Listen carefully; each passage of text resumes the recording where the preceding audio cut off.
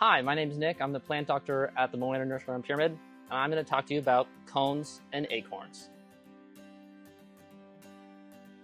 In fall, we notice a lot of leaf drop, but something you might not notice every year is the dropping of cones and acorns. Acorns are the fruit from oak trees. They drop every year depending on the type of oak. White oaks drop acorns every year. Red oaks tend to drop them every other year, some years being heavier drops than others. Cones drop annually from plants, and they usually take about a year to mature on the plant. Since acorns are a fruit, they're a little bit less distinct than cones are. One very distinct acorn is from the bur oak, Quercus macrocarpa. Macrocarpa meaning big fruit. You can see that with the size difference between this acorn and this one.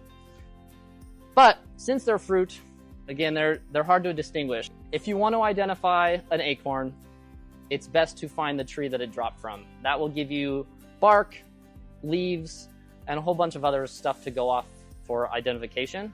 Cones are a lot more distinct when it comes to their formation because they act as a conifer's flower. They're the reproductive part. So you have male cones. This is what produces pollen, and female cones. These are from the Atlas cedar.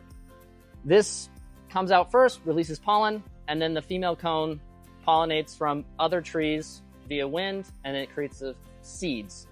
Fun fact about the Atlas cedar cone is they're what's called dehiscent. So they mature and then they disintegrate. They kind of fall apart. As opposed to pine cones, these are indehiscent, so they dry up, they stay open, and they'll stay together as long as you don't crush them or anything. Common misconception is that only pines produce cones, but as long as it's classified as a conifer, it will produce a cone. Sequoias produce cones, spruces, cedars, cypress, junipers is a common misconception. A lot of people call them juniper berries, but they're actually cones. It's the female cone. And that's what all of these are. All of the things that I collect are the female cones, because the male cones tend to be really fragile and dehiscent, so they'll kind of fall apart after time.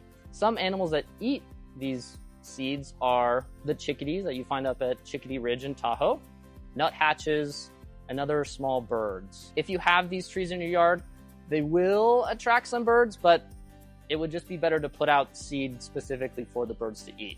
The easiest way to identify a cone, again, is from the tree. That will give you way more information to go upon. But you can tell if it's a pine cone or a spruce cone or cedar or sequoia.